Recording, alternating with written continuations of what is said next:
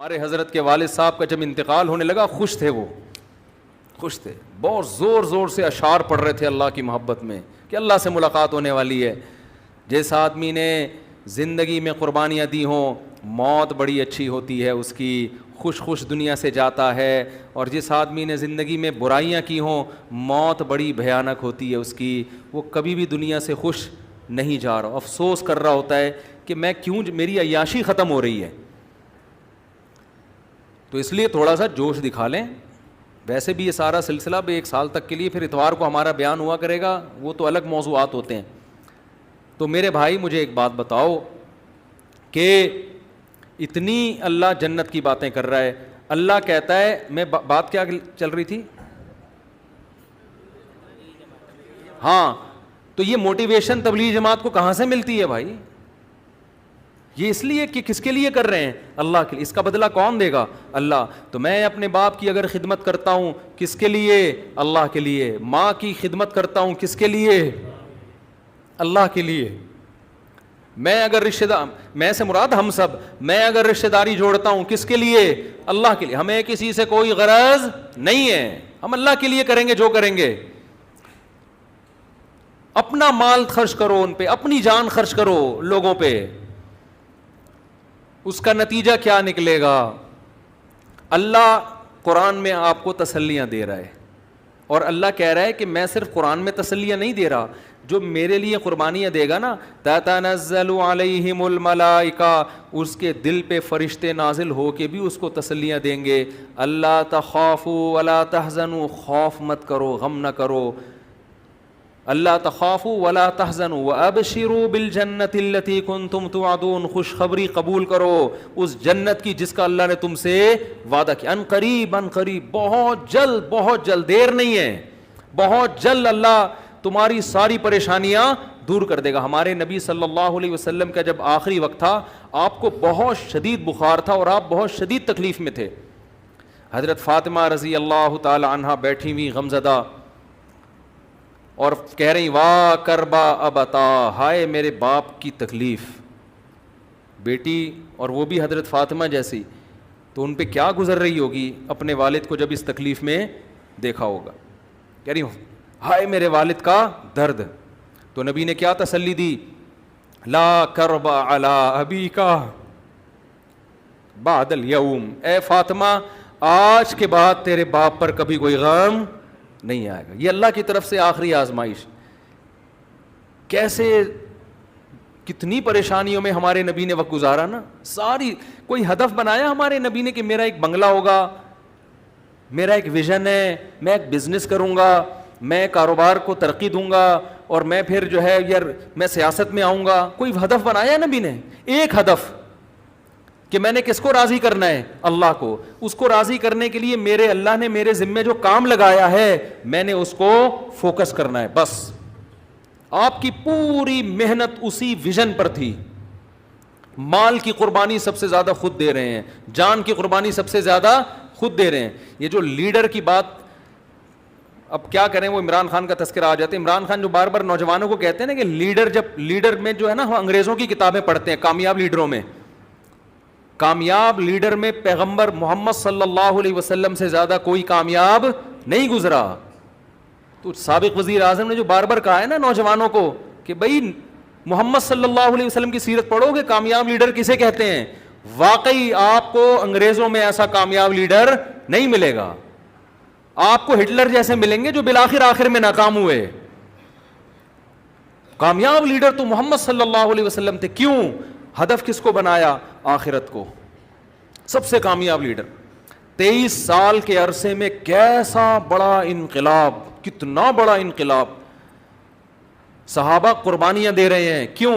وہ کہتے ہیں کہ یہ جو ہم سے جنت کی بات کرتے ہیں نا محمد صلی اللہ علیہ وسلم، ان کا خود بھی جنت پہ یقین ہے، ورنہ یہ خود بھی اتنی قربانیاں بولو نہ دیتے.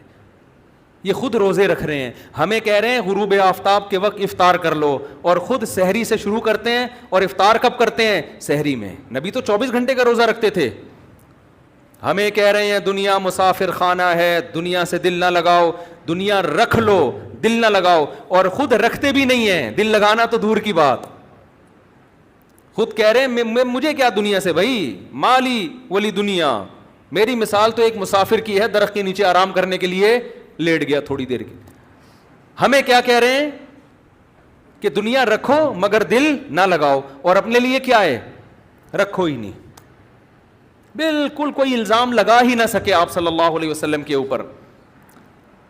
ابو طلحہ انصاری پورا باغ لے کر آئے نبی صلی اللہ علیہ وسلم کی خدمت میں. یا رسول اللہ، اللہ نے کہا صدقہ کرو. کس کو دوں یہ باغ؟ فرمایا اپنے چچا زاد بھائیوں کو دو.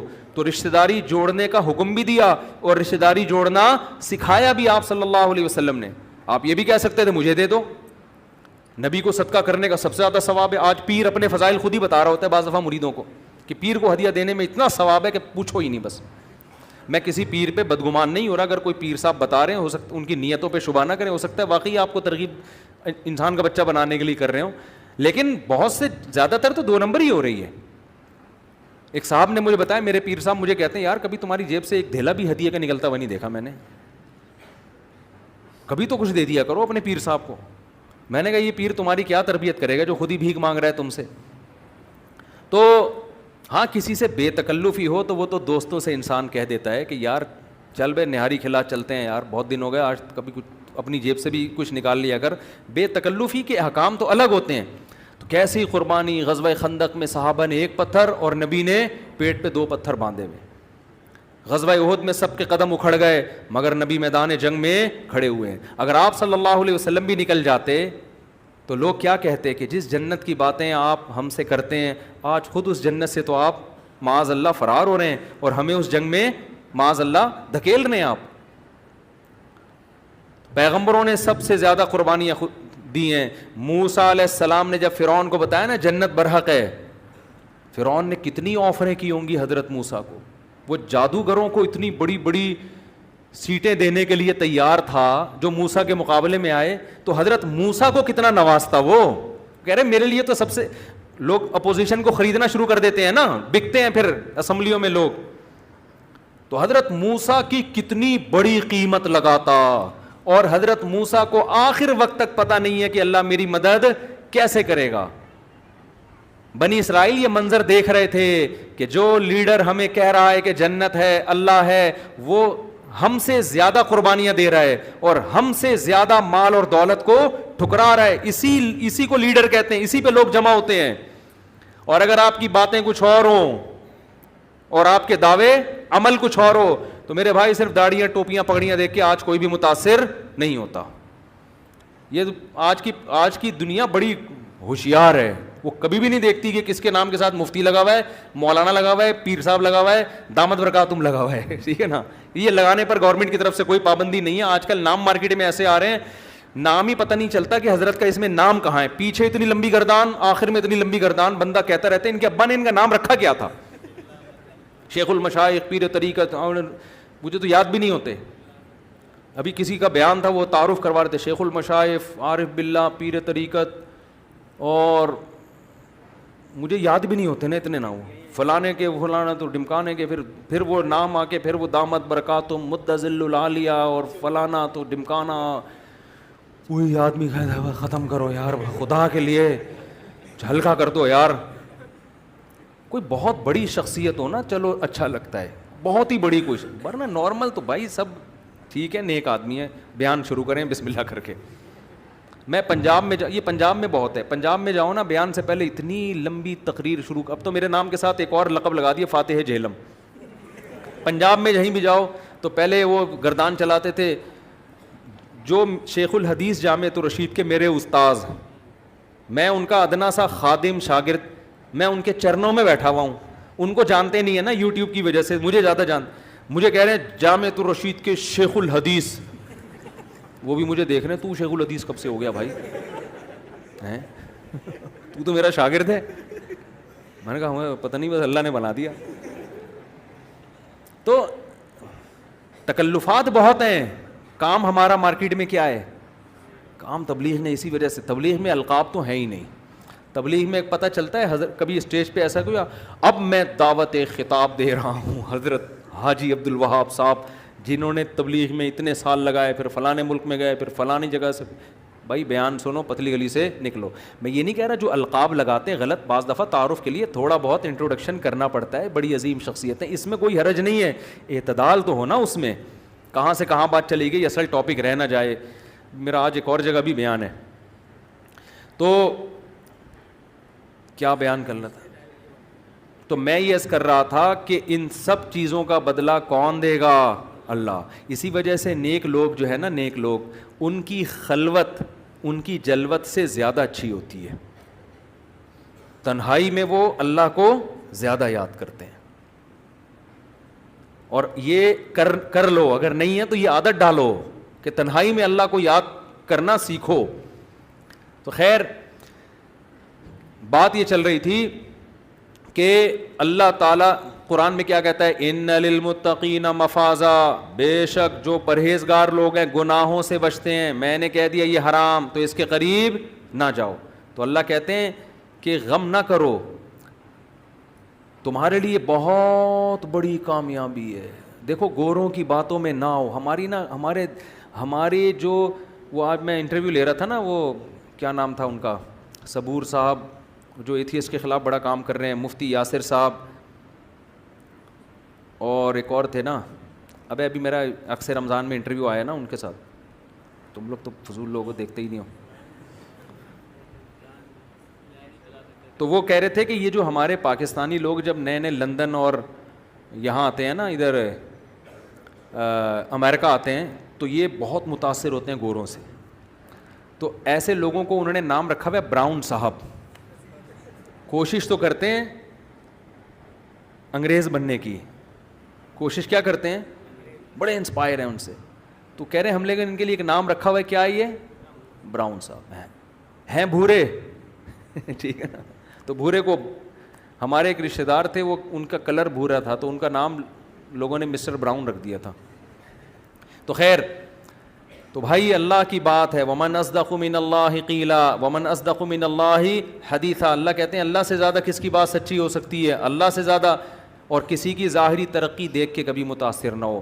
جب نبی صلی اللہ علیہ وسلم نے دعوت دی نا, تو سب سے بڑا الزام آپ پر یہ رکھتا تھا کہ آپ ترقی یافتہ کیوں نہیں ہیں. ترقی یافتہ تو روم اور فارس ہیں. روم اور فارس کی بڑی بڑی حکومتیں تھیں, بڑی عیاشی تھی, بڑی ترقی تھی. تو قرآن نے کیا کہا, جو لوگ اللہ کے منکر ہیں, اللہ کی نہیں مانتے, ان کی ٹھاٹ باٹ اور زمین میں گھومنا اور لائف کو انجوائے کرنا, اے لوگوں تمہیں ہرگز دھوکے میں نہ ڈال دے. متاع قلیل, تھوڑے دن کے چند ٹکے ہیں یہ. آج لوگ کہتے ہیں نا وہ اتنی ان کی صحتیں اچھی, ان کے ہاں ریاست اتنی اچھی, ان کے ہاں امن و امان, ان کی سڑکیں اتنی اچھی. تو اصل تو ترقی یافتہ وہ ہیں. اللہ کیا کہتے ہیں, متاع قلیل, چند ٹکے ہیں 2 دنوں کے. ٹھیک ہے نا, 2 منٹ میں اللہ اس کی اوقات بتا دیتا ہے, اس صحت کی, اس کامیابی کی. یعنی اللہ تو ایسا لگ رہا ہے کہ ان کو بالکل اہمیت دینے کے لیے تیار ہے ہی نہیں. ہم کتنی اہمیت دے رہے ہیں. امریکہ اور پاکستان برابر ہیں, بتاؤ. ارے آپ میں سے کسی کو امریکہ کا ویزا مل جائے, نیشنل مل جائے, میرا خیال ہے بیان کے دوران ہی بھاگ جاؤ گے, بولے کہ صاحب جنت میں بیان امریکہ میں بیٹھ کے سنیں گے, ابھی جانے دو. فیملی کے ساتھ, اگر فیملی کے بغیر بیوی چھوڑ کے بھاگ جاؤ گے. کیوں؟ بڑا فرق ہے بھائی. گٹر کے ڈھکن, گٹر ہی نہیں ہے وہاں, تو ایسا سیوری سسٹم ہے, اتنا پیارا, پولیس اتنی پیاری, اس کو دیکھ کے آدمی کا دل چاہتا ہے مجھے پکڑ کے لے جائے, جیل میں بند کر دے. System, thank you. عدالتیں 12 بجے نہیں کھلتی وہاں, عدالتیں کچھ بھی ہو جائے. وہاں کبھی بھی ایسا نہیں ہوگا کہ عدالت 12 بجے کھلے. وہاں روز ٹائم پہ کھلتی ہے, ٹائم پہ ان کی سماعت چل رہی ہوتی ہے, انصاف ملتا ہے. تو کتنا خوبصورت سسٹم دنیا کے لحاظ سے, اور گورے گورے کلر ان کے, اور کوئی پابندی نہیں ہے بھائی تجھے وسیم پسند ہے اس کو لے جا, چل یار. ہمارے ہاں شادی جو حلال ہے وہ نہیں ہو رہی, اور ان کے ہاں وسیم اور کائنات کا فرق انہوں نے عورت اور مرد کا فرق مٹا دیا کہ یار جو پسند ہے لے جاؤ, انجوائے کرو لائف. ٹھیک ہے, ہمیں نہیں تنگ کرو زیادہ آ کے. ابا کو بھی تنگ نہیں کرتے وہاں لوگ, ابا مجھے میری شادی کرا دو. ابا کہے گا بھائی یونائٹڈ نیشن کا لا ہے, انسان, ہیومن رائٹس, انسان کیا ہے, آزاد ہے, جو چاہے. اگر وہ ابا صحیح طرح سے براؤن ہوگا, اگر مشرقی تڑکا لگا ہوا ہے پھر تو وہ اس کی میٹر گھوم جائے گا پہ کیا کر رہا ہے, اتنا زیادہ کیوں فری ہو رہا ہے. لیکن اگر آپ پورے کنورٹ ہو جائیں تو آزادی, شراب پئیں, نائٹ کلبوں میں ناچیں گائیں, مزے کریں, ڈالر کماؤ آپ. تو لوگ کہتے ہیں اور پھر سائنسی ایجوکیشن بھی ہے ہمارے یہاں، تو ایجوکیشن ہی نہیں ہے، اسکول ہی نہیں ہے تو ایجوکیشن کہاں سے ہوگی؟ اسکول کے نام پہ تنخواہیں لے رہے ہیں لوگ، کتنی عیاشی ہے، کتنی عیاشی ہے. تو ہم کہتے ہیں یا اللہ بڑا فرق ہے، تھوڑا فرق نہیں ہے. جو اللہ کو نہیں مانتے ان کی تو دنیا میں جنت ہے، اور تو ہمیں کہہ رہے کہ نہیں کوئی جنت نہیں ہے. تو کتنا بڑا فرق ہے بھائی. تو اللہ کیا کہتا ہے؟ متاع قلیل، کوئی زیادہ فرق کچھ بھی نہیں ہے، کچھ بھی نہیں ہے. اللہ کہتے ہیں چند ٹکے ہیں. ٹھیک ہے نا؟ جیسے کوئی بھکاری بہت زیادہ تنگ کر رہا ہوتا ہے نا، آپ دینا نہیں چاہتے تو لوگ کہتے ہیں ابے 2-4 ٹکے پکڑا کے جان چھوڑا اس سے یار. تو آپ کہتے ہیں جو 54-58 ہاتھ میں، بعض دفعہ جیب میں آدمی ہاتھ ڈالتے دیکھتے ہیں، چل یار چل شاباش چل دے دیا نا، جا یہاں سے. تو اللہ یہی کہتا ہے کہ یہ کیا ہیں؟ چند ٹکے. بلکہ اللہ اس سے بھی بڑھ کے بات کرتا ہے. اللہ کہتا ہے وَلَوْلَا أَن يَكُونَ النَّاسُ أُمَّةً وَاحِدَةً، بہت اہم آیت ہے. اگر یہ خوف نہ ہوتا، یہ اندیشہ نہ ہوتا کہ ہم کافروں کو بہت زیادہ دے دیں گے تو مسلمانوں کی آزمائش اور بڑھ جائے گی، پھر یہ بھی کافر ہو جائیں گے. اگر یہ اندیشہ نہ ہوتا تو ہم کافروں کو اتنا دیتے، لَجَعَلْنَا لِمَن يَكْفُرُ بِالرَّحْمَنِ لِبُيُوتِهِمْ سُقُفًا مِّن فِضَّةٍ، ان کی گھروں کی چھتیں چاندی کی ہوتی، دیواریں سونے کی ہوتی، سیڑھیاں سونے کی ہوتی، اور جن دیواروں پہ ٹیک لگاتے وہ سونے کی ہوتی. اتنی ڈالر والر جو آپ کا پتہ نہیں 180 172 کتنا، ہم تو اسی پہ رو رہے ہیں یار، ہمارا 172 ان کے $1 کے برابر، اسی پہ رو رہے ہیں. اللہ کہتے ہیں میں اتنا دیتا ان کو کہ وہ سونے اور چاندی میں کھیلتے، عیش کرتے. لیکن اگر بہت زیادہ دے دیتا تو تمہاری آزمائش اور زیادہ بڑھ جاتی. تم یہ سمجھتے اللہ کی ساری ہمدردیاں، اللہ کی ساری محبتیں ان کے ساتھ ہیں، ہم باطل دین پر ہیں، تبھی اللہ ہمیں پوچھتا ہی نہیں ہے. ہم تراویاں پڑھ رہے ہیں، ہم نماز پڑھ رہے ہیں، ہم روزے رکھ رہے ہیں، اور جب جیب میں ہاتھ ڈالو ہاتھ وہیں سے پھٹی ہوئی جیب سے نکل کے باہر آ جاتا ہے. وہ پھٹی ہوئی جیب کو سلواتے بھی نہیں ہیں. یار ضرورت اس تکلف کی ضرورت کیا ہے؟ اور ہم پر حکمران کیسے ٹانگیں کھینچتے رہتے ہیں، تقریریں کیسی کر رہے ہوتے ہیں. خیر، تو بدحالی، غربت، مہنگائی، اور اگر کوئی ملک ترقی کر بھی رہا ہے تو وہ بہت ساری غیرت کے سمجھوتے کر لیتا ہے. وہ کیا کر لیتا ہے؟ وہ اپنے ایٹمی اثاثے حوالے کر دیتا ہے، پھر وہ ترقی کرنا شروع کرتا ہے. غیرت کے سودے کرتا ہے، وہ لبرل بننے کی کوشش کرتا ہے، پھر دولت اس کی طرف بھی آنا شروع ہوتی ہے. جو اسلامی ملکوں میں بہت پیسے والے ملک ہیں نا، آپ کو ان تلوں میں تیل بالکل بھی نظر نہیں آئے گا. صحیح ہے نا؟ انہوں نے سمجھوتے کر لیے ہیں بھائی، کوئی مسئلہ نہیں ہے. تو انہوں نے بھی کہا بڑی طاقتوں نے، ٹھیک ہے مسجد بنا لیا کرو، ٹھیک ہے حج وج کر لیا کرو، کوئی اتنا بڑا پرابلم کی بات نہیں ہے. ہماری آنکھوں میں آنکھیں ڈال کے بات کرنے کی کبھی بھی کوشش نہ کرنا. نہ مضبوط فوج بنانی ہے آپ نے، نہ بم بنانا ہے. شب برات کے پٹاخوں کی حد تک آپ کو اجازت ہے پٹاخے پھاڑنے کی، اس سے زیادہ اگر آپ فری ہونے کی کوشش کی اچھا نہیں ہوگا. تو غیرت کے سودے کر لیے، غیرت مند رہو گے تو وہی ہوگا.